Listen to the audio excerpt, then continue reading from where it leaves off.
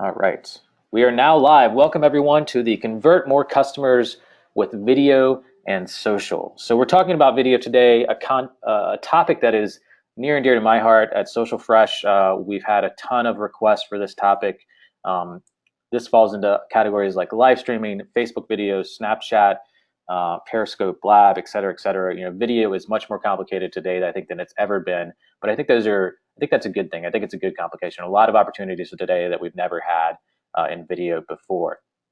So as we get started today, as I said, for the folks that were here early already, please do enter your location, your kind of city and country into the questions box there to let us know where you're joining us from today. And if you do have questions, please enter them into that box as we go. Jeff and I will be answering those as we can during the webinar, and then we'll have a Q&A section at the end to get as many of those answered as possible. Today's webinar is going to be about 60 minutes long. It should end around 3 p.m. Eastern time. If we have a large amount of questions, we may go a little bit over, but not by too much. And the webinar, as I've said, will be recorded. If you're watching this right now, you will receive an email by tomorrow with a replay of the webinar for at least 1 week, if not longer. So I'm really excited about today's webinar because this is a topic that's become, I think, increasingly important, especially this year in 2016. Video, I see more stats every day about how video can really change your marketing, your digital marketing. It can, increase conversions. It can really increase your audience. It can increase your search traffic. YouTube's a great source for that. It can increase the trust of your audience. But obviously, creating video is not as easy as a lot of other content options. There's a lot of barriers. Even though it's gotten easier to create video with some of the things I've mentioned already with Blab and live streaming, Facebook, or smartphones, it's still hard for a lot of companies to get started on video or even to restart their video marketing efforts to be kind of better and get more conversions than they currently do. So the topic of this webinar is about that conversion, is about really taking video, which I think a lot of us have experimented with, at least at this point, if we don't have a robust plan around it, and make it better at converting our customers. At Social Fresh, we try to focus on trends. So before we jump in with Jeff on actually creating video content, I'm just going to take a few quick minutes here to talk about the trends in digital marketing and social media that we talk about at Social Fresh Conference all the time. And these fall into two big categories. And this is kind of what has made video important for all of us today. The two categories of trends that we look at are trends where people are seeing the most results and kind of the topics that are getting people excited, right? And that excitement piece is pretty important for me. I mean, results are clearly important, but a lot of people don't pay as much attention to the topics that are getting people excited. So when we talk to the thousands of social marketers in the Social Fresh community, we really listen to what is getting them excited, what they have a lot of inquisitive questions about. And over the last 6 months, we've seen some really clear trends in both of those directions. Before we get to those trends, I want to make sure you know who's talking. I'm Jason Keith. You can find me at Jason Keith on Twitter, Keath. I'm a keynote speaker, consultant, founder, and CEO of Social Fresh Conference. If you are not coming to this webinar from Social Fresh, you don't know about our conference, we are the longest running social marketing conference. And we are having our 18th conference in Orlando this August 18th to 21st. Red Cross will be there, HubSpot, Twitter, Alaska Air, Spotify. Tons of great speakers. I'm really excited about it. We're going to be there for 4 days. So check that out at socialfreshconference.com. Tweet me if you have questions. Obviously, we'd love for all of you to be there in Orlando. It's going to be a really exciting conference. But I also want to make sure you meet, and he'll join us here in 1 second, Jeff Barrett, from CEO of Status Creative, which is a PR firm. They do a lot of great new media, organic content. Jeff is online at Barrett All on Twitter. He's a Shorty Award winner. He is Business Insider's #1 ad executive, and he has been labeled a top 50 in social media influencer. So welcome, Jeff. Are you on the line? Can you hear me? Let me make sure you're not muted. That probably helps. All right, Jeff, you should be with us now. I'm unmuted. Unmuted. It's exciting. You're live. Very exciting. Hello to everyone out there on the interwebs. Glad to be here. Awesome. Thank you, Jeff. Jeff and I are talking a lot about video today, and I want to make sure you know that Jeff is an expert in this category about creating quality video content, digital marketing campaigns. He's very passionate about the topic. So I'm excited to have a like-minded person on the call today with some great expertise in this arena. All I'm right. excited too. Yeah. So, Jeff, I'm going to turn it over to you in a second, but I just want to quickly review these themes. So these are the things that, I'm talking about the trends we see. These are the topics that people have been passionate about over the last 6 months. You might see this in your company. These might be topics that you're interested in. Snapchat's a big one. Periscope and Blab in the live streaming world is a big one. Facebook video is huge. Video ads on all the social networks are huge right now. And we're seeing a lot of this come from just video blowing up in the non-TV category. So TV is always, for the foreseeable future, is going to be the number one category, the number one place platform you see video. But the non-TV video, watching on your smartphone, on your iPad, on Netflix somewhere, on Facebook, on all the social networks, this is growing immensely over the last couple of years.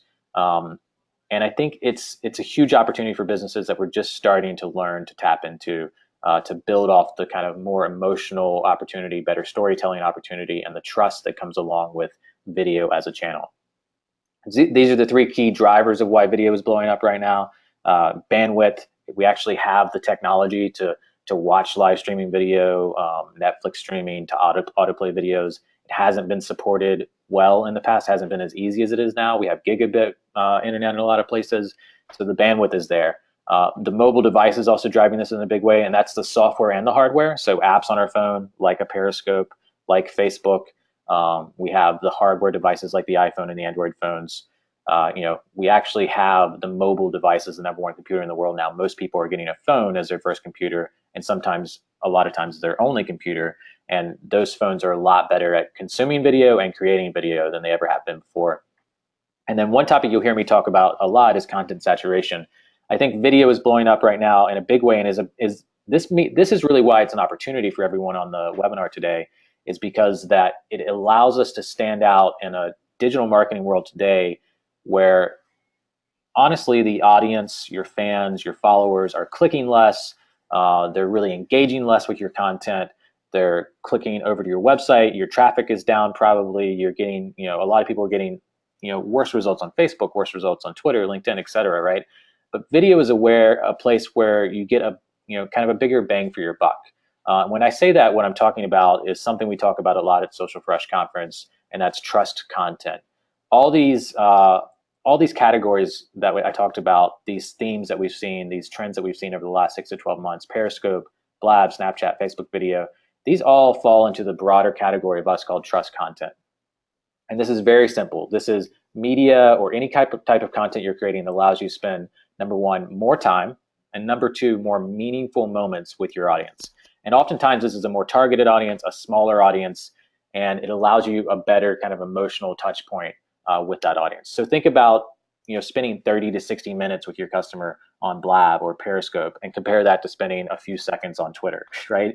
Or even some of the best case scenario might be 3 to 5 minutes with the people that are finishing your blog post, which isn't everybody that starts reading your blog post. So there's some obvious benefits to the emotional connection, the more meaningful moment that video provides, and these new platforms that are allowing us to spend video time with an audience in a longer format. Podcasting is another thing that falls in this trust content category for us. Both podcasting and video are great at building trust and really improving your relationship with that customer, improving the results of that relationship, of better customer results from these types of content creation opportunities. And I want Jeff to have the opportunity to chime in on this. I think one of the opportunities that video offers with your audience is that emotional connection, right? It is because, there's a reason TV commercials eat up so much of marketing budgets, because video offers a much more emotional connection. It builds trust, and a trusting audience equals more conversions in general, right? TV also has the added benefit of a massive audience, millions and millions of people watching, that sometimes we have on Facebook and other video platforms online, sometimes we don't. But video in general has this great edge, and trust content kind of captures what I want you to learn about video. So how do we create this video content? That's where a lot of the conversation is going to be about today. We're going to talk about how to measure the success of it, a lot of tips from Jeff and I, and a lot of your questions as well. So Jeff, I'd like to bring you on to help answer this kind of this direction of the conversation. How do we create better video content? And what do you think about this trust content concept? Yeah, I love the way you're setting this up because video is such a broad category, right? We can talk about a million different things, and we'll try and touch on a lot of these. It will, hopefully, this will leave you with more, solid questions you're going to want to ask about this. There'll be good takeaways, but you'll also come out of this with more questions, which is a good thing. No, I completely agree on where you're setting this up. You have to somehow find these better, deeper ways to connect because I look at it this way. I make this analogy when I speak a lot that it's hard to get hired for a job when you're just submitting a resume because 1,000 people are online submitting a resume at the same time not wearing pants, and it becomes so easy to do. It's so easy to get content out there now that what you have to do is you have to connect better. I think that's the main theme is you have to connect better to rise above the noise, so to speak. Would you agree? Yeah, I think so. I think so. Yeah. When I talk about how people are seeing less numbers on their traffic, on their likes, on their comments, engagement, I think what it forces us to do is stop chasing like a million followers, stop chasing a million hits to your website, Right. start chasing that 100 customers that are really gonna up your revenue, up your results as a Yeah. company. And I think video is a great place for that. Yeah, it's quality over quantity. And again, video helps you kind of rise above that noise again. It allows people to connect with you better. It allows you to get more involved with people. If I move on, and for anybody who's a fan of Will Ferrell, this is kind of true that if because what you're getting at is if you're using the banner ad or you're using this other conventional source of media, what's happening is you're struggling with, okay, now I have to do that better. You could keep trying to use the thing that isn't working better, or you could just use the thing that's working with video. And that's kind of the crux of what I'm going to talk about today. I'll get into a lot of details, but in all generality, it really is if you're finding your audience where they are and what they're connecting with the best, and you understand your audience better and they understand you better, that's where you're going to connect. And that gets back into trust content. So let's dig into. There are a lot of there's a lot of good video content out there, but again, it has to kind of rise above. And the one reason I want to share this, and not just because it was a former colleague of mine, Rob Bliss, in an interesting video that went viral and had 40 million views a couple of years ago, because it was a woman walking around New York, and she was being hassled and harassed by men as she walked around, and it had all the elements of a video that would work. It was relevant to a conversation of the moment.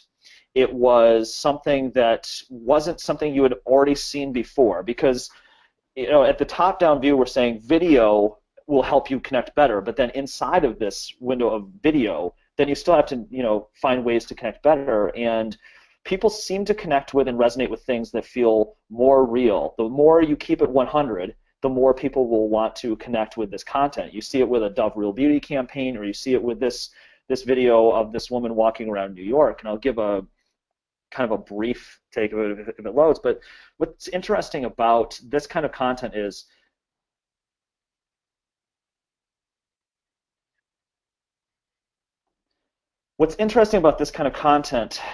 that it surprises you, it makes you think, it creates a conversation, and creating a conversation is so important with video content right now, because we're trying to do with social media is we're trying to create moments. If you look at television versus other mediums, right, there's very few shows on TV that create a moment. We kind of binge watch, but when they do create a moment, whether it be The Bachelor, The Voice, Scandal, and The Walking Dead, it creates these moments that have to be discussed, and that's where you get a lot of social traction. So when you're creating your video content, you're trying to create moments, because nothing viral is accidental. There's absolutely a path to it. You just have to have some of these kind of consistent elements. So we'll do 7 steps now. It starts with engagement. And one of the things in that video that I showed, and a lot of videos, especially your Snapchat videos, there's not going to be a huge amount of quality, especially in a Snapchat video. Don't worry about that. Well, and Jeff, Obviously, I want to jump in here for a second, and I guess we're having a technical issue with that video not playing the audio. But that, I think a lot of people have probably seen that video. If we want to that's what I for didn't a want to go second, too far. and we'll link you guys. We'll dig up the link and let you have that after. But I love what you're saying about just the realness of it. I know a couple companies that do quote unquote viral videos, and they actually do a decent job at it. Actually, and they film all of them on iPhones, right? Yeah. And I think that's much more acceptable today. Filming all of your corporate video or digital marketing video projects on an iPhone, on an Android phone, using an iPad even, and making it real, making it first person, putting a human in front of it. That video is a woman walking around, I believe, New York or Brooklyn, and not saying anything, but just getting harassed by men wherever she Yeah. goes for 10 hours, and they kind of Yeah. time lapse it. She's never talking the whole time, and it creates this very emotional kind of stage for a conversation. And it also is filmed in a way where it's just a guy on the street kind of following her. I think they had a guy walking in front of her with a camera behind him. Hmm. Yeah. Very subtle, very clever, but also, as you said, like very real. And they didn't really Right. worry a ton about quality. They did some smart things with the quality. But I think that's important for people to understand if they weren't able to watch that. So I just wanted to cover that real quick. Yeah, no, that's good because yeah, if that specific video is overproduced or more produced, it doesn't elicit the same kind of emotion.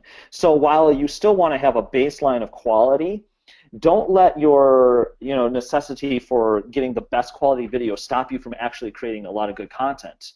And we'll get into timing here down the line, but you really need to understand more of what motivates the audience, what they want to see. So if your content is trying to elicit emotion, then figure out what the audience actually wants to get out of this and their motivations for sharing things. And we'll talk a little bit later about audience motivation for sharing things. And then the other thing about creating content is chances are you're not going to just create one piece of content. So if you think before you start creating content and you have a strategy behind, okay, these all are going to kind of tie in together. People can expect content from us every, it's like the Weather Channel on the 8s. So if people can start consistently expecting the same kind of content from your brand, if they can expect the same timing of that content from your brand, they'll tune in more. Just like people, used to tune into network TV before they, got really obsessed with watching House of Cards like I did. And you get into network, this is the next most important thing because you can have good content, but good content dies if you don't have the right network of influencers to share this content, because then viral becomes very accidental and it's only if somebody happens to stumble upon it. So one of the key components in building any content is, and something I've always done, is you have 30, 50, 100, however it may be, influencers. You don't care about having 1 million followers, you care about accumulating or collectively growing a following of 1 million that can then, or 2 million or 10 million that can then share that content out there. But it's Jeff, just as important. Yeah. when you say build a base of influencers, I think, and this is one of your like passion points, and I really like this because Yeah. I know a lot of people that create video, and they do have these networks of influencers. Like, can you give some Right. examples of those? Not all of those are like Instagram influencers or Snapchat influencers. Like, some of them might just be everyday people No. that have really specific audiences. Like, where are you finding these Yeah. influencers? What does that Well, look I mean, it really, yeah, it all depends on your content.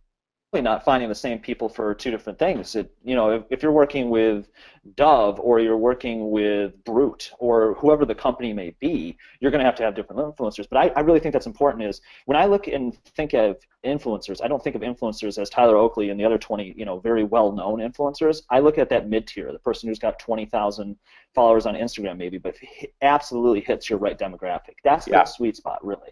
That's the thing.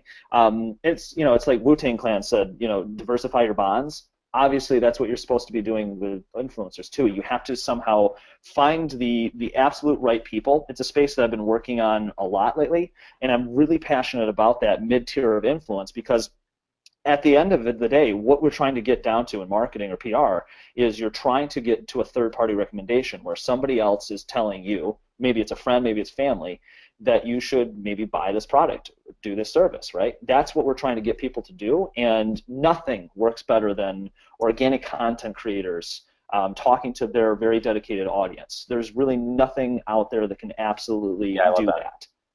Yeah, and so but then the other key component to this is you can amass the network, but how do you motivate these influencers to share content? I'm not even going to touch on that right now because we have an entire slide devoted to that, but just remember that it's absolutely vital that you create the right motivation for influencers to want to share content. And it does not have to be monetary. It can or it cannot be, but there's motivations, whether it's social capital or others, and we'll get into those in a second. And then timing.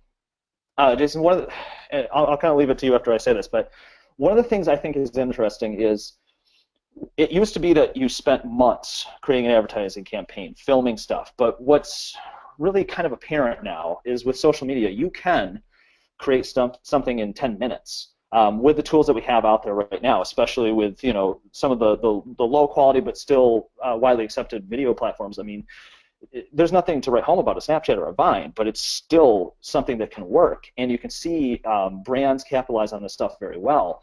But I think that's the key, is that you do not want to spend months and months and months creating something. You would rather create something quickly for that moment. Yeah, I mean, I think that's really important. If you see a lot of the content that's succeeding for businesses, it's them, stepping into an existing conversation and Yep. being a thought leader, being a strong voice, or having the most emotional perspective of that conversation, having the most meaningful kind of point to give in that conversation. So I think that's a big piece that is skipped a lot of times. Sometimes there's a lot of timeless content you can create that's going to be relevant for your business for years. But finding ways to take that timeless content and integrate it into a very timely current discussion, what's in the news, what's relevant, this week, this month, this quarter, to your audience, I think is really important. Yeah, and I'm glad you stepping into conversation, because one of the things I think is interesting is that you can, and this is my last point, you can create content in advance. What I like about creating content in advance, and I'll get into kind of some specifics, you know that some things are going to become a trending topic, right? You know the Oscars, you know the Grammys, there's the things that you can define, right? But you don't know everything. So you kind of have to shoot in the dark a little bit about, and this is why I say creating content in advance with specific emotions.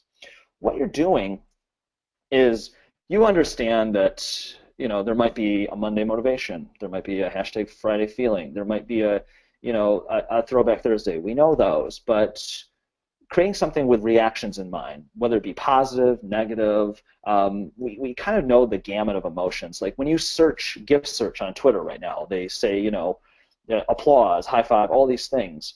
If you have content that's kind of built for people to utilize to define some of these emotions, you can, be ahead of the curve. So, there's a lot of examples that get often used. I'm not going to get into the Oreo one in the Super Bowl because it's been overused, but anytime you're kind of in a war room setting during a major event or during a trending conversation, if you already have a piece of content that might fit, maybe it's 90%, fits the situation, but then, with clever taglines, you can make it fit completely. If you have that stuff already ready at your disposal, kind of knowing where people's emotions generally lie, then you've got content that can really succeed. Yeah, And I don't think enough brands, and I don't think enough brands are creating content aggressively in that term. I think we're reactive rather than proactive when it comes to content. Yeah, and I think the emotional, having content ready to go to connect with people emotionally. I've seen Dr. Pepper use kind of video gifs that are custom to Dr. Pepper on Twitter, and I'm sure they could reuse those like once a week or even once a month if they think it's too much once a week. But having those things ready to go, like a high five or a congratulations or a thank you for your feedback, things like that, as a GIF or as a video clip. Having regular video clips. People prefer to get how-to content for a brand, for a product via video compared to like a blog post. So having those short 30-second clips about how to fix something for your product or how to answer a common question, those are some easy ways to kind of queue up that content, and I think really works well for making video work well to convert a customer, to take them farther down like a sales cycle. Yeah, and I like some of the content. So video is fresh in my mind today because I just got done judging the Shorty Awards, and one of the categories I was judging was the auto category. And I saw Lexus had a campaign where they was it Trolls Giving or is it Trollidays? But what they did with Trollidays is they invited all of the people that troll their December to Remember campaign to write in, and then they took that content and created unique videos versus that content. Now, that's still reactive, but it's interesting and it's engaging and it's fun. And chances are, even if you made a joke about Lexus, if they're creating a video with your name in it, you probably are going to like Lexus just a little bit more afterwards. So you're creating a good feeling. And I like that kind of stuff. But let's move on to the next slide. Let's take a second and move over to Snapchat. I can talk about Snapchat a lot, and I find it very fascinating. But before I get into Siren Q, one of the things I find interesting is you've got, what, 19 branded stories. And before, when those Snapchat stories first started, it was interesting because not every brand was that excited about it, but it was obviously unique. And some didn't do well with their Snapchat stories, so Snapchat replaced them. Like Warner Brother Records got replaced by iHeartMedia. And if you know the music industry, replacing Warner Brother Records is not exactly an easy thing to do. It requires some confidence, for lack of I wanted to make an even a vulgar term, but what's interesting about Snapchat is, this is the stat I think that compels me the most. 3 million people view Cosmos or Cosmopolitan Snapchat story every day. That's more than a conventional TV show. That's a ton of people. That's a ton of traction. I don't even think Cosmopolitan knew they were going to get that kind of traction, but we're at the point now with 4 billion video views a month on Snapchat, which is equal to Facebook. And obviously growing, that Snapchat is now becoming the go-to place for video. And there's some nuance to Snapchat. Snapchat requires a little bit of a different execution. And there's some brands that kind of don't know exactly how to jump in. But if I'm a brand and I'm not quite sure how to jump in, I'm not jumping in fully first. What I'm doing is I'm using influencers who have a really, really good grasp on how it works and how they've built their audience, to kind of bridge that, to help me grow as a brand. So if I didn't have a Snapchat presence, I would work with someone like Cyrene, who could then build that. And the interesting thing about Cyrene is that you can see on the screen that she gets up to 10,000 per Snapchat story. Is she has a unique way of getting traction. So whether they say like a banner ad might get you 1-2% response rate, Cyrene is getting response rates that are damn close to 100%. People that tune into her Snapchat story, and she doesn't do them a lot. Oh, hey Jason, I thought I saw a question about how often a brand should post on Snapchat. Was that right? Yeah, that's one of the questions we had come through. The question was, Snapchat feels very expensive in the amount of time and resources it takes to do well, which I would agree with. I think for a brand to learn Snapchat and how to do it well and then to do it often takes a lot of work. And the question was, do we need to be posting 3 to 5 times a week to get value out of it, or can we post less often? Any recommendations? Yeah, and I would say you can absolutely post less often. I mean, Cyrene is one of the main influencers on Snapchat. She runs a website called The 11th Second, where she because it's very hard to promote yourself on Snapchat, so she's got this website that helps kind of promote other influencers to team together, much like early influencers did on Vine. Absolutely, she does it once or twice a week, but she focuses on a quality, rich content story rather than just posting whenever. Snapchat's a little different in that you kind of have to have constant content going out on other mediums. With Snapchat, it's you promote it every time. It's a new audience every time. You have to keep re-promoting that. People can't find your content on Snapchat. You have to make them find you. So I would only post on Snapchat when I have something that's ready. And if that means you didn't post anything in 8 days, that's fine, because you've built the audience. You'll drive that specific piece of content to a new audience and focus that way. Jeff, I'm glad you're saying that, because we're Snapchat's, like I said, one of the trending topics we get a lot of questions about. And I'm seeing some questions come through that I think are relevant to Snapchat that we'll get to in a little bit. But we're actually launching a training product. It's an ebook and some videos, early next month on Snapchat and how to do Snapchat marketing. And one of the initial recommendations we give is, if you're just getting on Snapchat as a business, and we recommend you should at least be on there to grab your handle, whether you're going to be posting every day, every week, once a month, once a quarter, and to just test it, to learn a little bit about it so that you know whether it's the right platform for you or not. But we recommend just posting once a month, building up to one story a month. even if it's on an employee account or your personal account, like somehow practicing and not worrying about the pressure of posting every day or posting once a week, because it can be an intimidating platform to produce content on. So I love your recommendation, and the fact that some of the influencers that have hundreds of thousands of views and followers are doing a similar tactic and still getting results and still getting coverage for it, I think is a great example of that.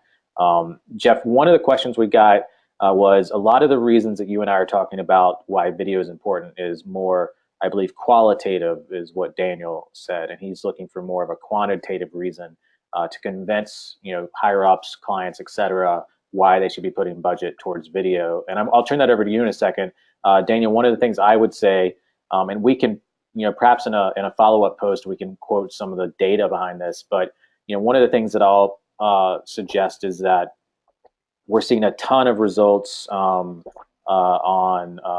Facebook ads that are video that are seeing much better engagement, much better click throughs, just much better results on Facebook.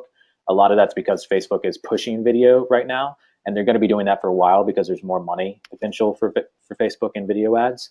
So I think that's a great quantitative opportunity for folks. It's the best targeting out there in advertising. And you can also do those videos on Instagram now. Another thing, we see a lot of stats showing video is a great producer on landing pages. So if we had a landing page for this webinar. If we would have put a video, if we had time to put a video on there, we probably would have seen an increase in our conversion rate. A lot of the stats I see from lead pages are landing pages with video done well, see like a 70% increase in their conversion rate. Typically, companies that are invested in YouTube video see a 60 to 70% increase in their search traffic. So there's a lot of stats like that. I'm hoping this is helping, Daniel. If it's not, please do clarify your question a little bit in the questions, and we'll circle back to it.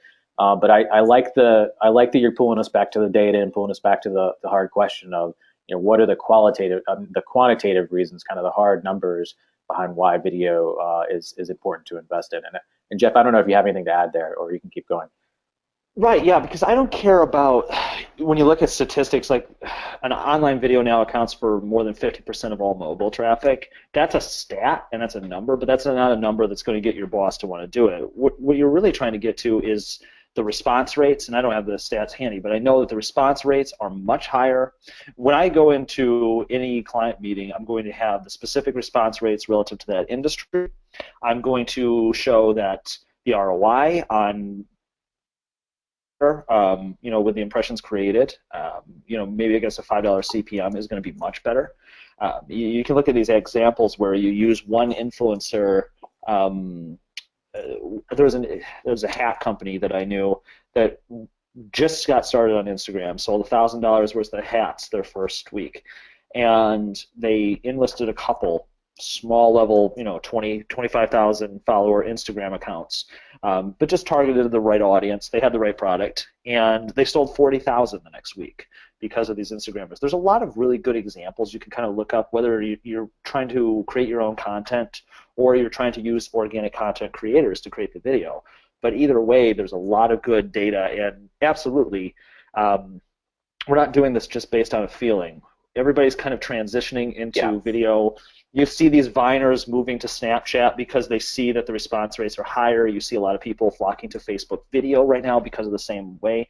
Follow the traffic. And if the traffic is going to certain channels, it's because there are more views and there's more ways to monetize on those channels.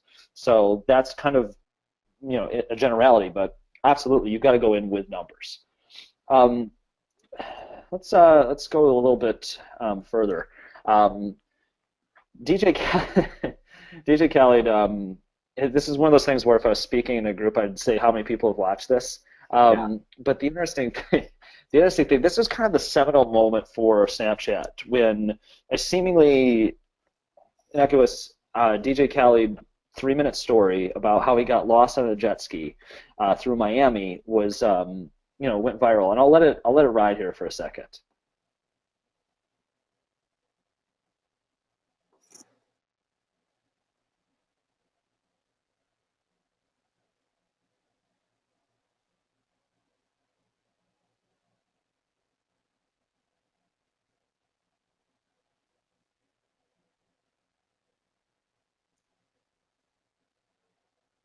Yeah, unfortunately, we don't have sound for this, Jeff. And that's fine. Of course. It still can kind of be.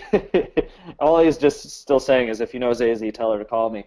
But the interesting thing about this is the video quality wasn't that good, but it was is compelling because you were kind of sucked into the life of DJ Khaled. Like eventually he winds up at Rick Ross's house, and Rick Ross is like, "What's going on?" And And for he's giving you these. anybody that doesn't know, DJ Khaled is a Snapchat influencer. I would say for sure. I mean, he's a kind of a micro celebrity in the DJ world. I would say some people are big fans. Some people probably have never heard of him. But he has Yeah. massive Snapchat following, and he Snapchats himself on his jet skis like every day, giving advice to people, showing up, and his fans showing up by the hundreds wherever he is, by the thousands probably. So he's a great example, I think, of what you were talking about earlier, Jeff, of using Snapchat, using video in general in a very real Yeah. setting. He just puts the camera on for whatever he's doing and makes it interesting. And he has about 7 or 8 kind of common themes, things he talks about. But if you can you see my arrow cursing over that Yes. or no? Okay, so what's interesting about this is he posts this little emoji key, which is a major key alert. And when he posts that key, that means he's going to tell you something important, and he wants you to pay attention. He's got these little ways of making you interested Yeah. in a thing. There was a Medium article. This was so influential that a couple months ago there was a Medium article on how to speak his language and what all these things How to meant translate. and how to translate it. Really funny. Absolutely, but so when he's saying don't play yourself, what that means is make better choices and you know That's hilarious. I love that. don't make mistakes. Well, Yeah. and So what's I think that plays well into knowing the platform, learning the platform, and using the tools that are associated with it. And Snapchat's probably the most complicated example of that. But I think it's important to do. There's a lot of illustration, as you showed with the Cyrene example, people drawing, people using text in interesting ways, using the camera, using photos. Um, we do have a Snapchat question, real quick. I wanted to jump in with Jeff's. Go for it. Snapchat doesn't have native analytics. That's kind of half true. Uh, so Right. how do you track impressions and engagement? So this is the probably the biggest negative for marketers on Snapchat right now. Um, just like Instagram was hard to market on, Snapchat's even harder in some ways, especially with the metrics. So if you are going to get on Snapchat and measure things, there's a couple ways you can measure stuff. You're right that it's not easy. There's not an easy Snapchat analytics solution right now. Although I will tell you, if you're a big enough company, if you're a massive kind of Fortune 500 or big sports team or something, there are some They'll work analytics with that you you. get access to that Yeah. the common Snapchat user like us people on the call today don't get access to. But what a lot of people are doing is they're tracking their views. Number one, you do get to see the number of views. Another feedback loop that you have on Snapchat that's interesting that I think you should experiment with is screenshots. So anytime someone screenshots a photo or a video on their phone of your Snapchat story, you'll get a metric for that as well. Um, you don't get to know your audience size, but if you track your total views of a video over time, that gives you a sense of your audience size, kind of up and down, and combined with engagement, of course. It's not perfect. If you go to socialfresh.com, we are definitely blogging about Snapchat a lot, and we're writing about it in our new course. There are a few more kind of intricate metrics you could use based on what's there, but basically it's old school. Start a spreadsheet in Excel or Google Docs, and track the metrics that you can get access to right now, and go from there. Yeah, and I think that will, as commerce dictates what all of these social platforms do and why you've seen more analytics on other platforms, Snapchat will fall in line. So this is something that you just need to be doing for the next couple of months while they get that in order. But that is the interesting nuance about Snapchat is you can, upload a photo instead of just doing it in there. There are workarounds. So there are ways to kind of, make the system, of Snapchat work better for you. They're just a little, they take just a little bit of digging, and that's kind of what makes Snapchat interesting to some. But the traction's there. I wouldn't be too worried about, you detailed all the same ways I would kind of look to track things, and then it's more about, just kind of waiting until that kind of comes around. But it will come around Definitely. because everybody wants to make money, and brands and advertisers can't make money unless they know how many people are paying attention to things. Yeah. Um, but the interesting thing about Snapchat is a life has to be lived. It has to be kind of interesting for the content to be on Snapchat. Like you can't post a GIF on Snapchat, and you can't necessarily be super snarky. Although I will make one exception to that is in Snapchat when you have these branded filters, and it'll be like yesterday was pouring out Cheerios into a bowl, and then obviously people are going to find ways to be snarky with that or with Burger King. So if you're a brand, just be really careful on all the possible snark Yeah. you open yourself up to with those. Um, so that's one thing. Um, And I think include influencers, experts like yourself, if you're going to be doing something like that to understand the platform and the options. yeah, yeah. So let's move into shareable content.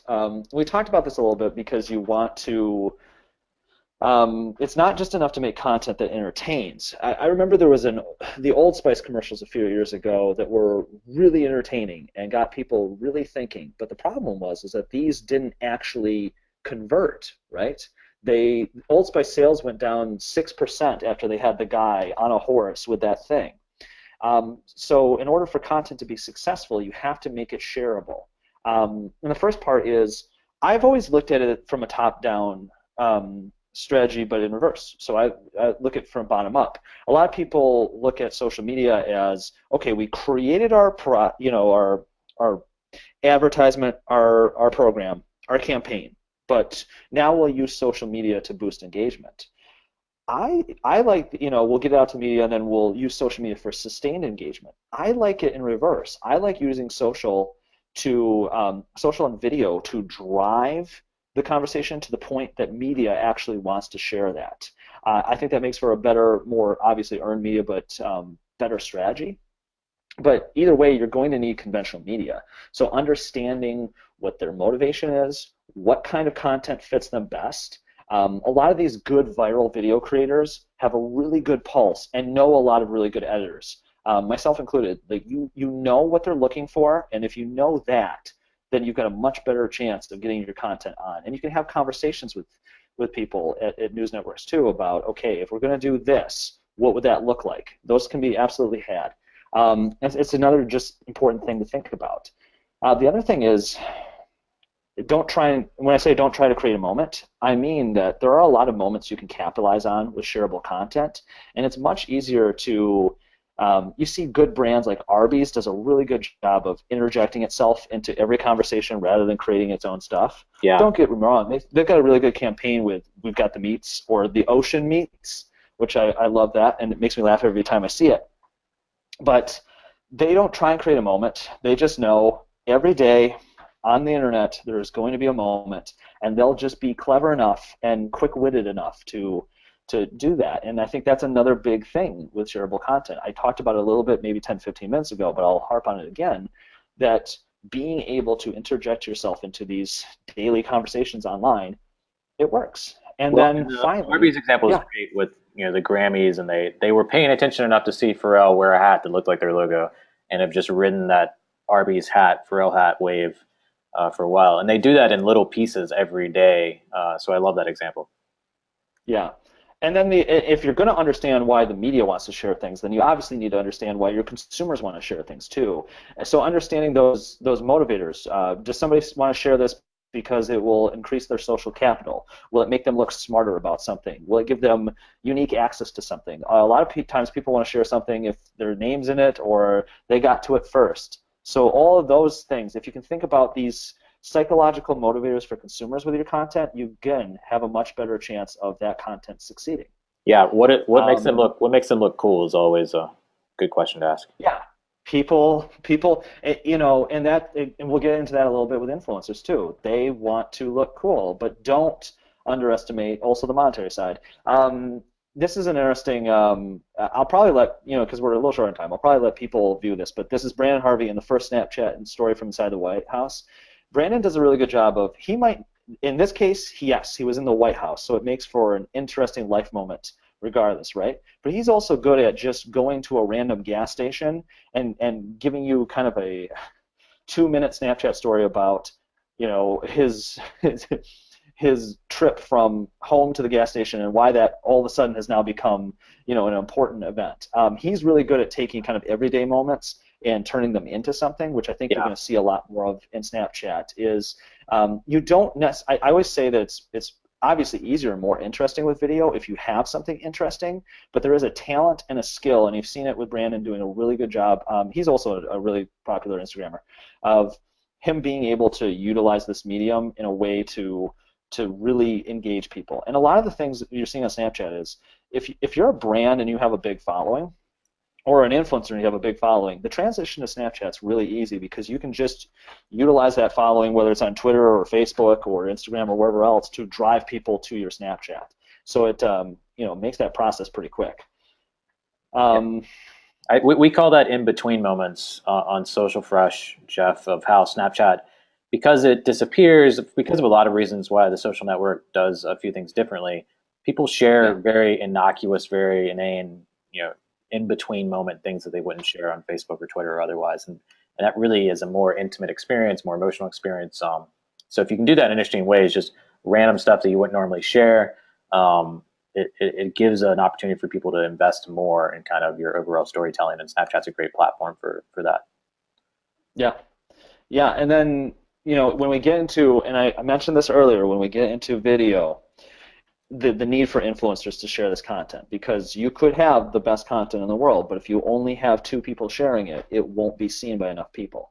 So having these people around is important. And there's a lot of times I kind of, it's interesting because I'm on both sides. I work in PR, but I'm also an influencer to some degree. So I will get PR firms sending me information about, hey, we'd like you to come to this event. And what's interesting about this is, and in PR we have firms that have directors of influencer relations, and we're seeing a lot of attention being put to this. And this is something I've been working in now for 3 or 4 years. But just simply inviting an influencer to an event, or asking them to pay their way to something, so you can kind of give them some unique access, might not be enough in a situation where a lot of high-level influencers, and even some mid-tier influencers, which I'd put myself in, are understanding that they're not always going to go do something for free because they understand their leverage. They understand how important they are. If we, on the brand side and on the agency side, understand how important and influential they are, then know that they also understand that to a same or even larger degree. So there's a few do's and don'ts of kind of engaging with influencers.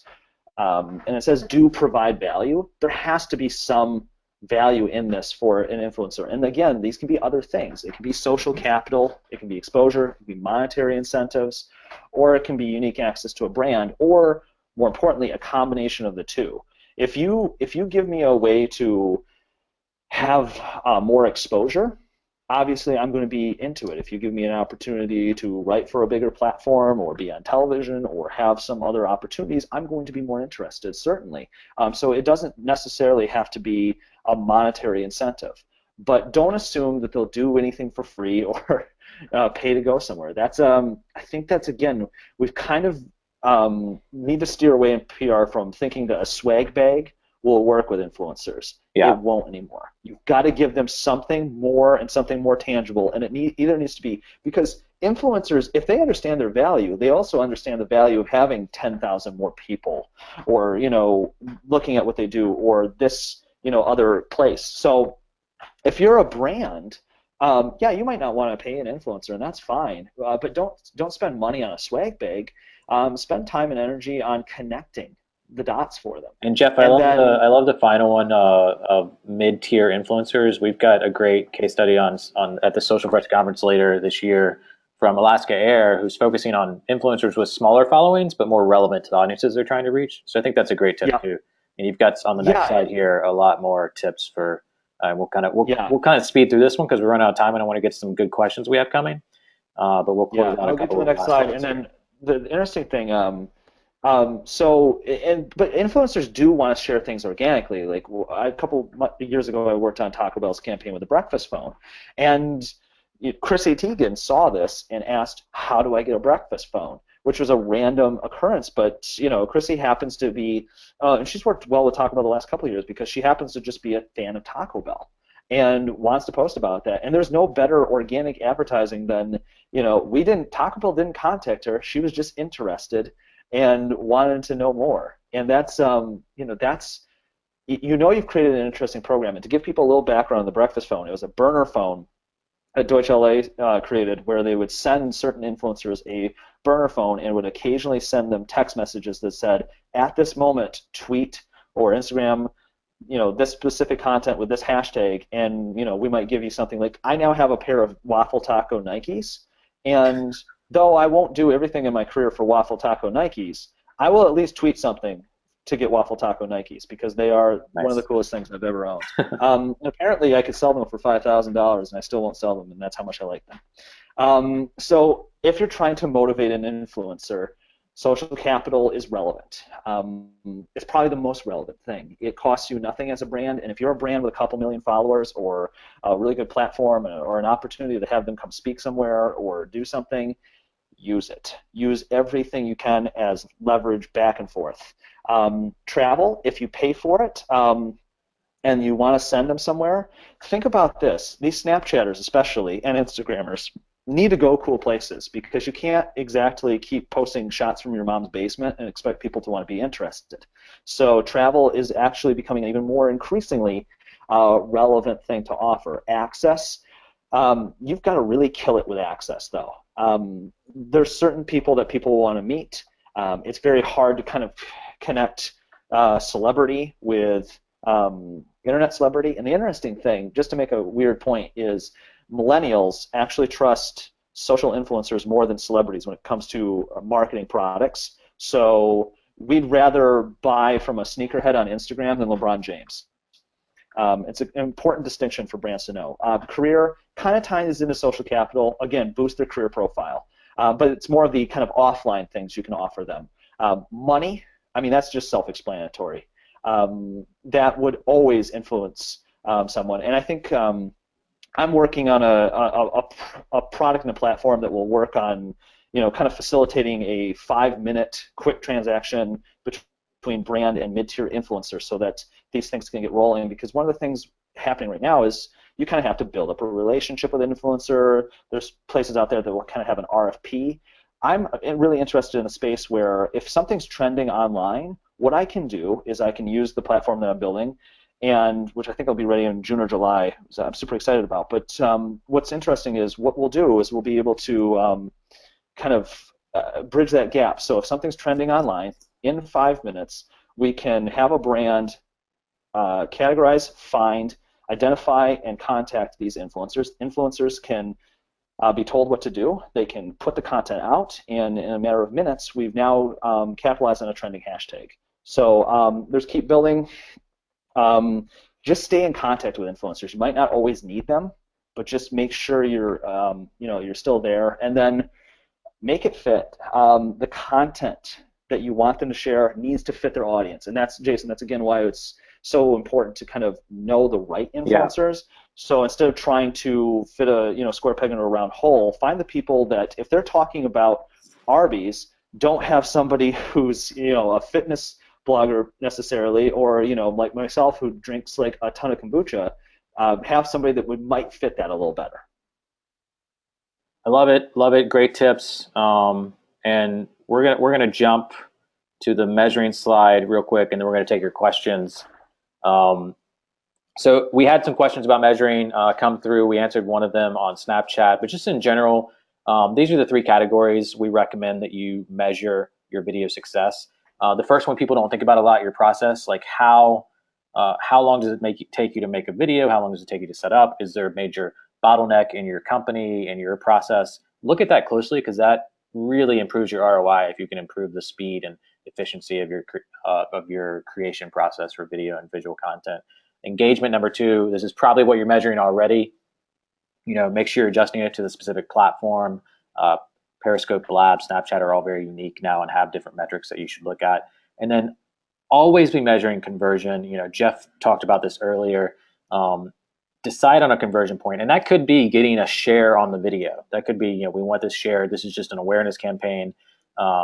This is just, we want to get a new product, a new brand, or find a new audience out there to bigger numbers. But if you can, bring it back to a qualified email lead, bring it back to a hard sale opportunity, and use, sometimes on live streaming or Snapchat, you might have to use a tracking link or a coupon code or a screen grab to really measure some of these things.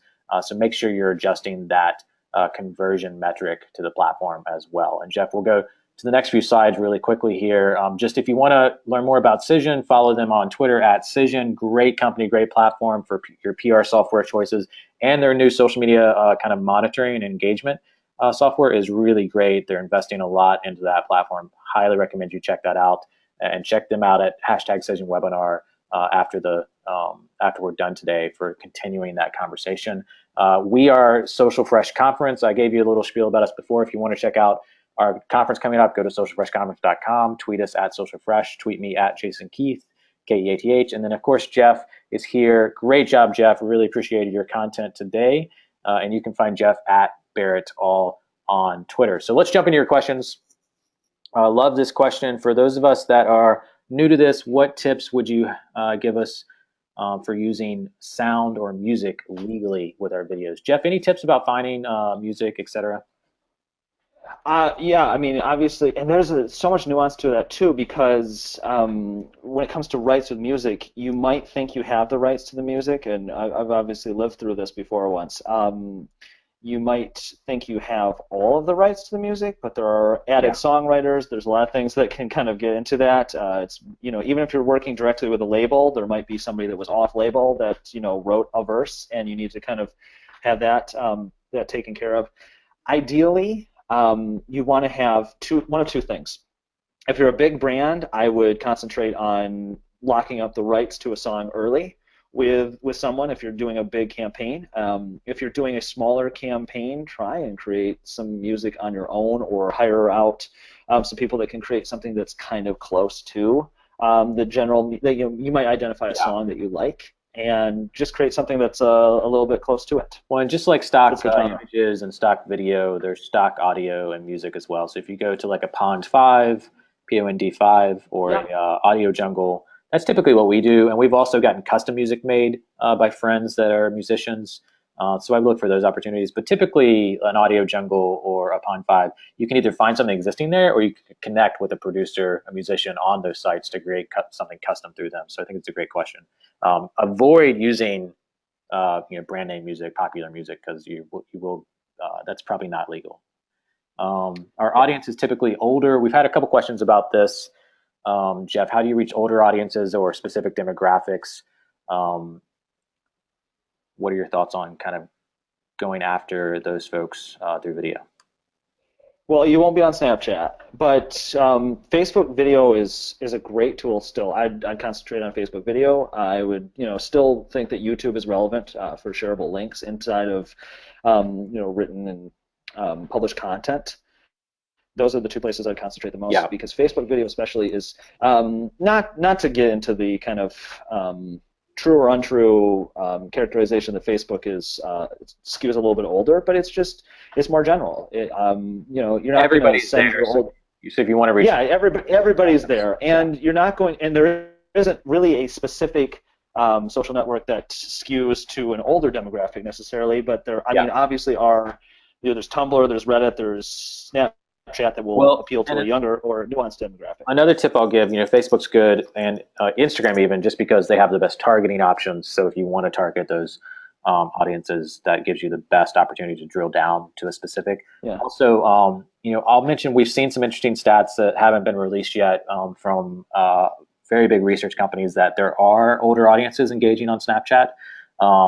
Not in massive numbers yet, but they are going there. And not just 35, 45-year-olds, but 65 and over, and they are engaging in high numbers, very high numbers, meaning that the people that are using Snapchat in older demographics are actually using it and engaging on it. Maybe that's just their grandchildren or their children that they're engaging with, but they are using it in some ways. Usage cycle comes up quickly. The interesting thing too is an easy way to identify this is if you find somebody that might hit the older demographic or even the AARP crowd.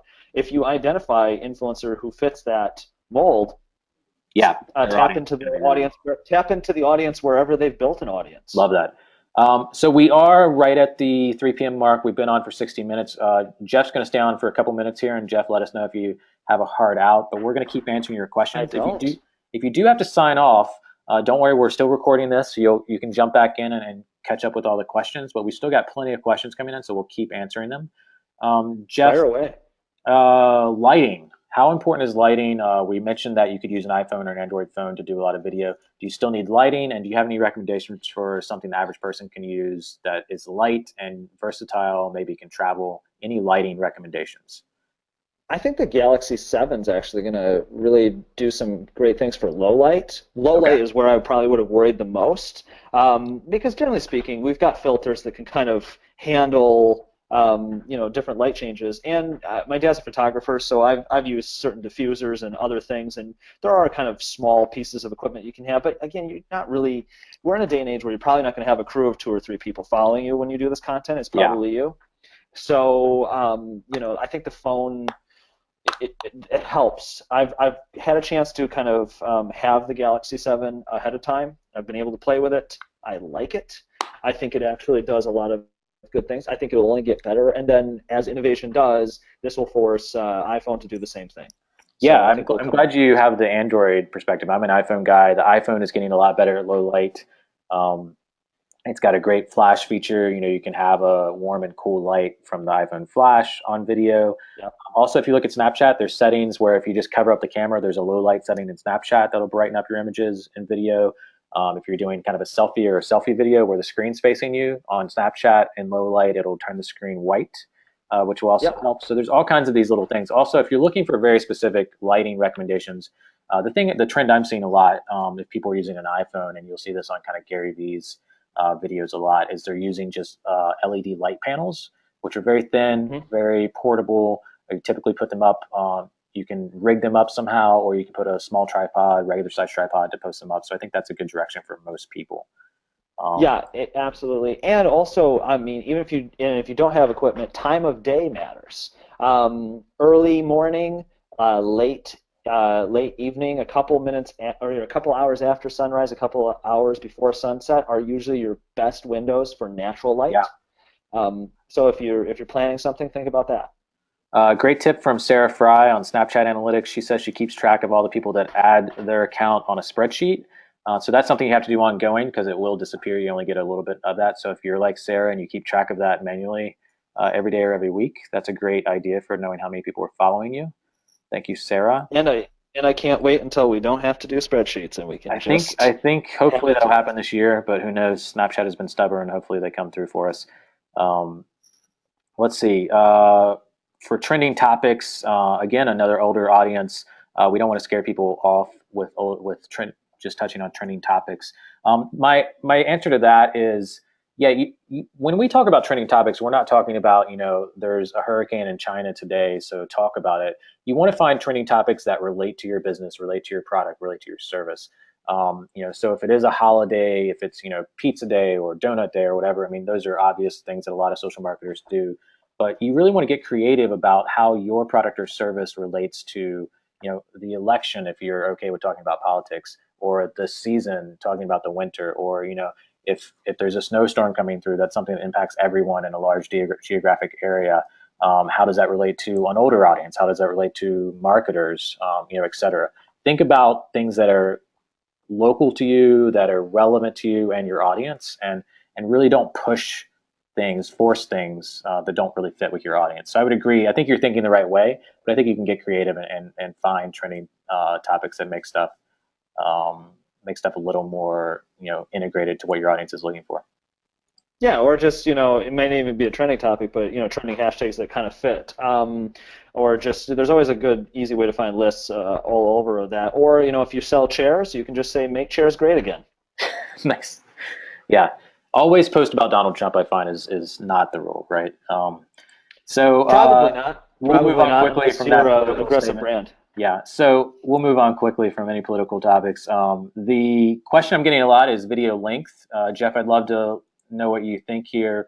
Even one specific company is a financial company that wants to do a lot of how-to topics on Facebook. What is an ideal length for videos, an ideal frequency for that specific example, and generally?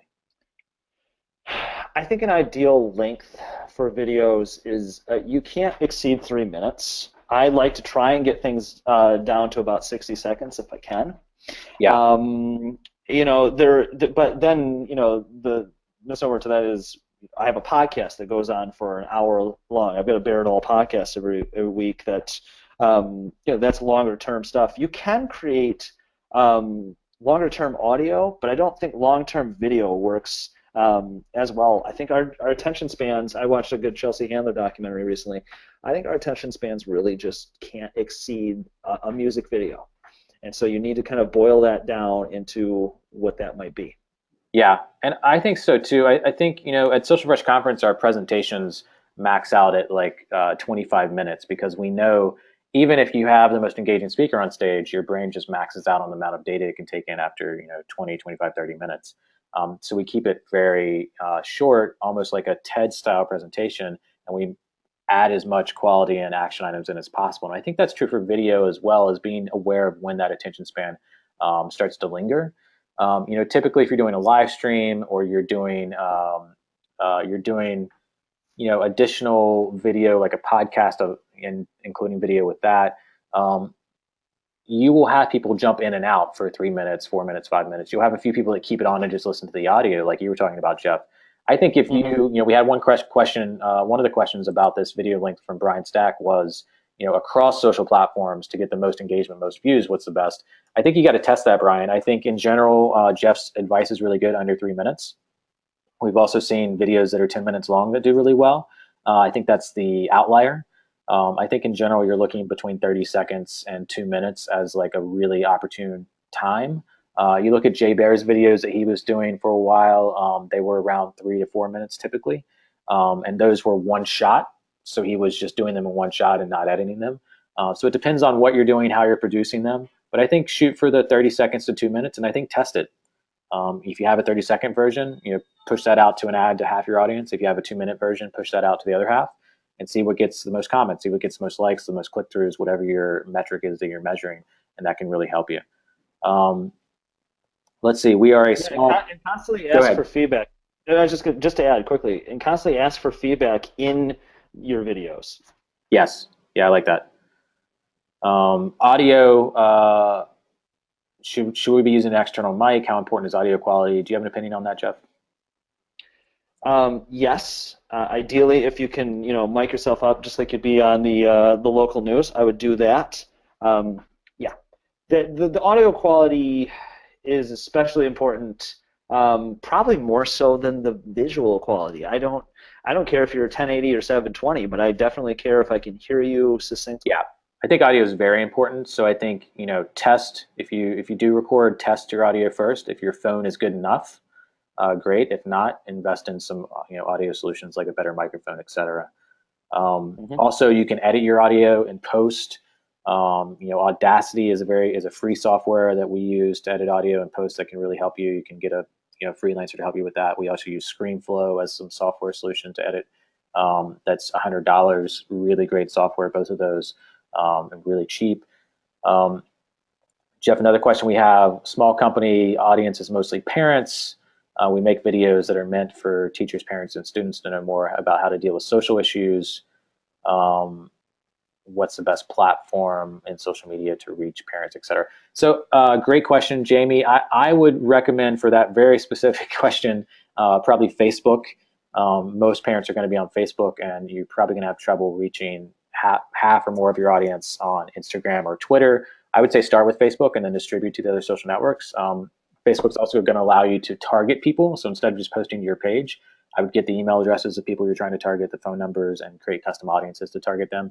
And as we just said with video length, I don't know how long your existing videos are, but I would play with shorter videos and kind of pulling people in with shorter videos to engage them. And then maybe if they need longer resources, you can point them to an archive of longer videos you might have. It sounds like.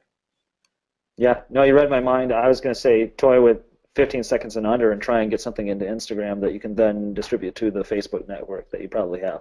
Yeah, I love that. Nonprofit questions come up a few times. Any case studies, examples of how nonprofits, also churches, can use video? I'll say that If you have any dogs, pets, puppies that are available to your nonprofit and relevant, that seems to work really well. Puppy cams, etc. I've seen that done with That's just true for the nonprofits. entire internet. Yes, Yeah. cats, pets, babies. Those things tend to do really well. If they're relevant for your nonprofit, obviously that's great. If not, you can play around with it still. I'd also say, Red Cross is an example. They're one of our speakers at Social Fresh Conference in August in Orlando. Um, they have like a 2-3 person team that literally curates video and photos from around the globe from Red Cross volunteers and staffers. I think that uh, that type of large reach. I think a lot of nonprofits have volunteers, have a large audience that can support them in certain ways. I would start asking them for content. I think that kind of curation approach is a really great idea. Um, I think live streaming is also something I've seen nonprofits do well. More and more as I watch nonprofits try to raise money or have like a 1 day campaign, 1 week campaign. I think imagine imagine if you have something that goes viral that's related to your nonprofit. If you're able to hop on a live stream and really start to talk to people face to face about that, as Mhm. Jeff is saying, building on trending topics. I think that's a great opportunity for nonprofits. Jeff, any other tips for nonprofits, churches? Yeah, and some of those are really good. It's all in the storytelling. So full disclosure, I actually worked for United Way before I started doing things on my own a long time ago. I got my start in politics and nonprofits. And one of the things that's interesting is, from a storytelling standpoint, if you've ever seen an ESPN short, where Tom Rinaldi's talking and he's kind of giving this heartwarming or heart-wrenching story about somebody, concentrating on long form video actually works a little better in nonprofits. If you can Oh, tell cool. a 7 minute long form story about one person or one event or one thing, that really works well to explain the narrative of a nonprofit. I would always go in that direction rather than going into kind of a hodgepodge of things that the place does. If you can just have one long form piece of content that kind of inherently drives your message without you having to say what your message is, that's always best. Yeah, I like that. I think nonprofits. You should also look at Blab. I think hearing from your community, talking to your community. I think that's a really great platform as well, and that's definitely long form video, live stream wise. All right, so many great questions. 360 video. Any opinions on 360 video, Jeff? So for folks that don't know, Facebook has invested in 360 video, where it's kind of the virtual reality world. Doesn't have to be virtual reality. You can use it on Facebook, um, but it allows a much more kind of encompassing video experience. Very hard to produce because you have to have a special rig that's still pretty expensive and kind of cost prohibitive. But any opinions Yeah, on 360 video? this is only a big brand conversation right now because again, there are barriers to enter this. I love it. I think we're going to get to a point here in a couple of years where we see something that isn't VR, and we're going to wonder, oh, why? Just like we would, you'd watch a TV show that wasn't HD. In the first couple of years, you're like, oh, I don't really, it's like my dad would be like, oh, I don't really see the difference between conventional TV and HD, and then I'd be like, well, switch it from the conventional channel to the HD channel, and then his mind would be blown, right? I think that's the same thing with 3D video and VR, especially if you're using the two.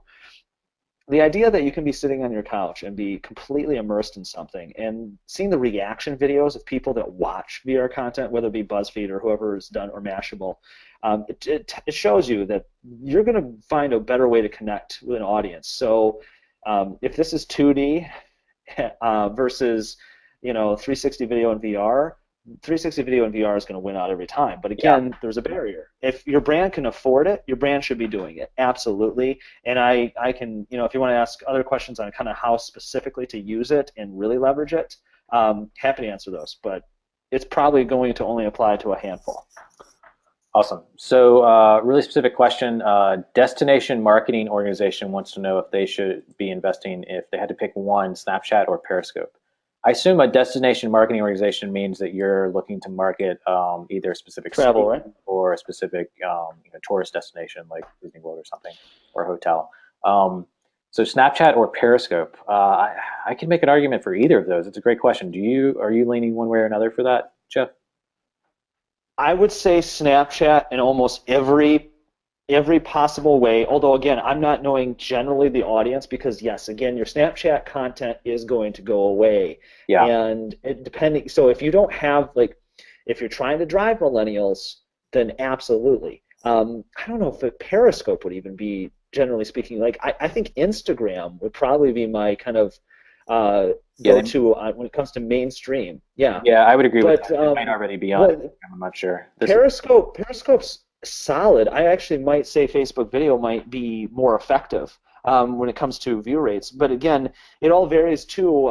If your brand has a better following on Yeah. Twitter, like for myself, I don't concentrate on Facebook. So if I've got 230,000 followers or whatever I have on Twitter versus 5,000 on Facebook because I don't really use Facebook, I'm obviously going to use Periscope more. So that might be kind of a caveat to that. If you've got a large following on Twitter, you might want to use um, Periscope more. But generally Yeah. speaking, I'd probably go Snapchat, especially if you're doing millennials, definitely Instagram, and then Periscope.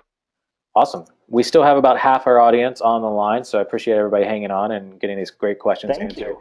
Veronica, that's a great question. I'm going to say Periscope, but although I could see both, I think it depends on your audience, depends on kind of like what Jeff said, where your existing audience is, where your future audience is, and I think Yeah, Facebook and it's all kind Live, of how Facebook how videos are a you big use one as well. Periscope too, right? Yeah, I You mean, know, I because I would yeah. love to see if they're talking about like Miami. I would love to see like the sunrise in Miami on Snapchat every day. But I would also love to see like a Periscope kind of featuring things. And Well, I think it depends on what really their audience is and what their goals are. I, I like the use of Periscope if you're doing something kind of like a choose your own adventure book, and you're some of the really good Periscope campaigns and some I've worked on too allow you to do that. So you're kind of you, the audience, are controlling what happens next, and it kind of sucks you into that content because now you're like, oh, I said, something in the comments, and now that's happening, and now we're going down this direction, and you get more engagement. Yeah, agreed. Um, let's see. We have, Daniel from B2B. He talked to us about quantitative reasons to invest in video earlier. What specific Hmm. metrics do we do suggest that he focuses on to try to sell video into his organization? I think I think you look at conversions. Video helps conversions. So especially for B2B, if we're talking about email or we're talking about customers, we're talking about if you look at websites who have a video on their homepage, big trend right now is having a kind of a almost a big animated GIF video of Hmm. with your Yeah. product or your customer. That increases homepage conversions, landing page conversions get increased with video, and then I know it's qualitative, Daniel, but building trust with your audience increases the amount of money they spend with you, the customer lifecycle length, things like that. If you're able to answer people's questions on Blab or Periscope, those are again opportunities to kind of increase your customer service, customer lifecycle. Um, Honestly, if you just Google video stats, there's a lot of conversion number opportunities there that I think you could really sell. Yeah, there's a ton, and you kind of have to be flexible to what your audience is. So, like, don't just go with the general stats. Go with the ones that really work for your specific niche. Yeah. That'll be way more beneficial. And then, I mean, I had a point and I lost it. Oh no. Question from Lauren. Software you recommend for video editing? Yeah, Lauren, you have iMovie on Apple computers. I transitioned from iMovie to ScreenFlow a couple years ago. I really love ScreenFlow. You can any of these though. What you want to do? I like ScreenFlow because it's cheap and it can do a lot of things that I couldn't do as easily in iMovie and some other editing software. Um, it's $100 last I checked. It can't be that much more than that, even if it's gone up. And if you go to YouTube and search how to do stuff on ScreenFlow, there's tons of how-to videos that can help you out with that. That's my recommendation. Any other video software you recommend, Jeff, for someone that's in a small company or has little to no editing experience? No, you pretty much listed some good ones. And the nice thing too is in a lot of the apps that you might be using, the ability to kind of utilize stuff inside app has really improved too. Yeah, I agree with that. And I would also caution you're going to have, if you don't have experience editing video, it's going to be a learning curve no matter what software you use. You're going to have to learn how to do it. Just YouTube is your friend. Go to YouTube, Google Yeah. it. People will help you. Um, Oh, and to add something to, I finally remember what I was going to say. To add something to the numbers part too is if you've used the numbers and the place that you're working with is still kind of on the fence, then apply a direct response offer to the content, do a small test, and see where that will go. That makes sense. I love that. Um, let's see. We have a question here. If you give credit to the song, can it be used, for example, if you played a song as an intro to a podcast? No, Christopher, you cannot do that. Especially if your podcast is for business use at all, if it has your business name on it, if you're a consultant and you're using your name, if it's on your website for business, that's a lawsuit waiting to happen. Yeah, they still want the money. Do not do that. Uh, Yeah. do not chance it, even if you don't think you'll get caught. Freemusicarchive.org is another good tool. Thank you, Jason Gallagher. Great tips. What tools do you use to stay on top of trending topics? Any tips there, Jeff, from Ashley? For Twitter, it's really easy because it's so in-app. For Instagram, actually I'm on my phone right now. Tagfire is pretty good to kind of know Instagram and what's. Twitter both have their own trending topic sections. That's a good point. Yeah. Reddit is also great. It can get a little scary on Reddit, but if you just look at the homepage and a few And specific Facebook categories. does too, but you're generally not using Facebook for the same reasons of trying to get something to go completely viral with the trending topic, because Facebook is a closed network, meaning Yeah. that not everybody has their content viewable to everyone, to the public. It's more of a private network, What I would look so for it's very sources, difficult I would look to for get sources something to trend on there. in your industry as well. So if you're in the tech industry, Tech Meme is a great source. If you're a social media marketer, we created the website socialmediacurrent.com specifically for social marketers that are trying to get a summary of the most important links for social marketers every day. So that's socialmediacurrent.com. Nice. And that exists in a lot of industries, whether it's an email or a blog you check once a week, or even a specific niche community on Reddit or other websites.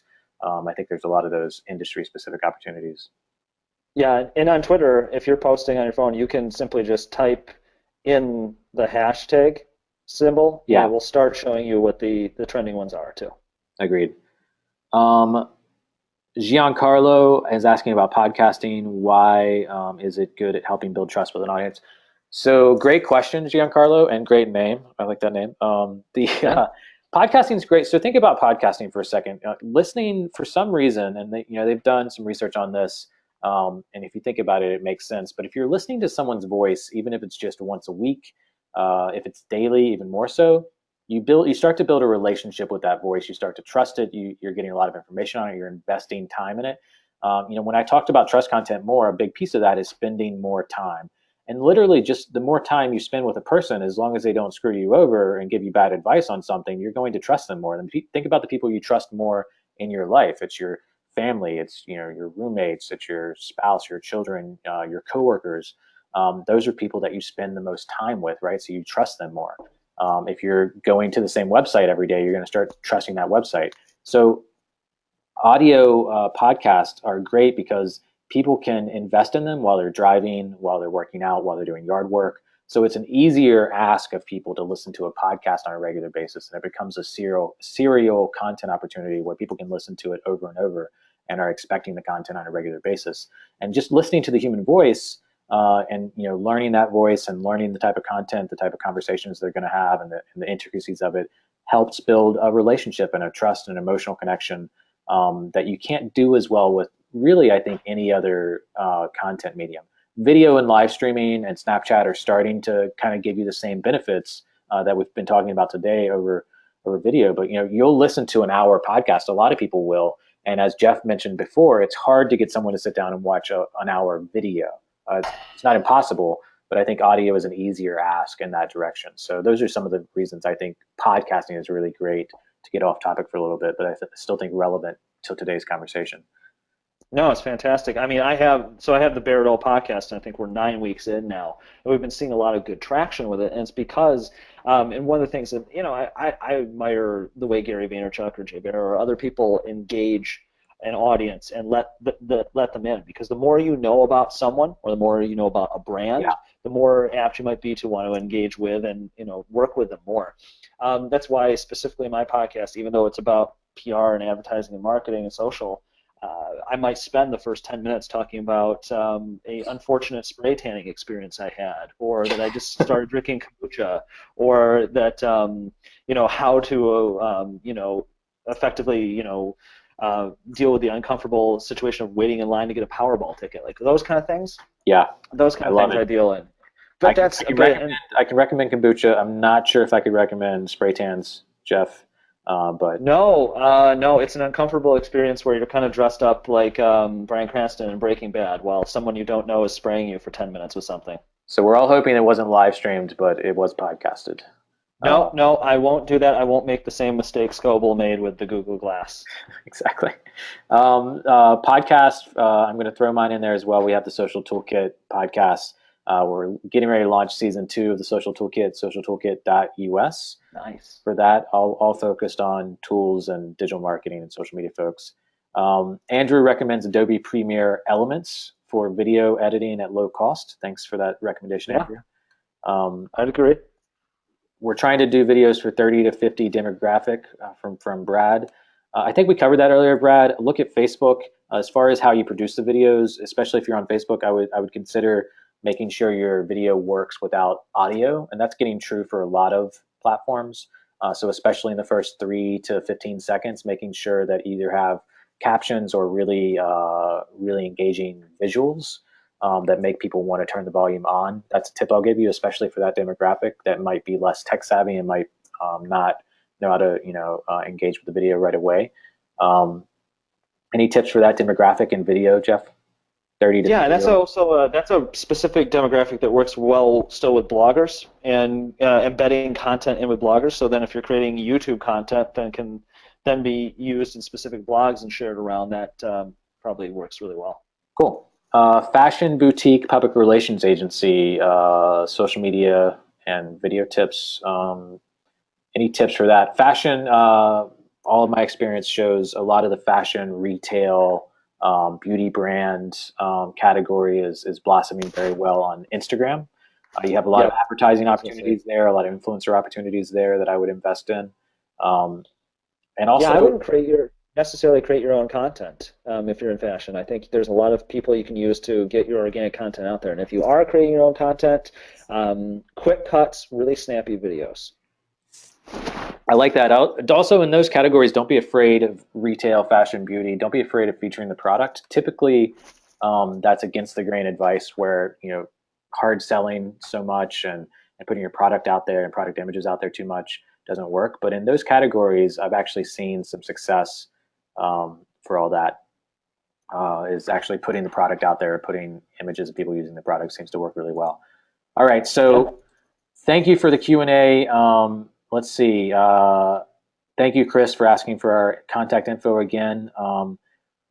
Jeff, you are at what's your Twitter handle again, so people can reach you? It's at Barrett all because Jeff Barrett was taken, so I went with a pun. Barrett All, Barrettall. I'm at Jason Hmm. Keith on Twitter, JasonKeath. And if you missed any of that, missed any of the video, please do just check your email. Tomorrow we'll have all of this recorded for you. We'll be doing some follow-ups. I know we missed some of your questions. You guys asked way more than I expected, which is great. I think we really hit a great hot topic for everyone. I hope we got to as many people as possible to help you guys out. Please do tweet us. Please do feel free to reach out to Social Fresh, Cision, or Jeff. Follow the hashtag Cision Webinar on Twitter to check all the questions that were asked on Twitter. Thanks, Jeff, for your time. Really appreciate you joining us for today. Oh, thanks so much, Jason. Loved it. And thanks to everybody who was still on the webinar for the questions, everybody that joined. Yeah. If you're listening to it later, I really appreciate it. And thanks to Cision for pulling all this together. Definitely check Cision out at Cision on For Twitter. sure. And that's it. That's all she wrote. Thanks, everyone. Have a good day.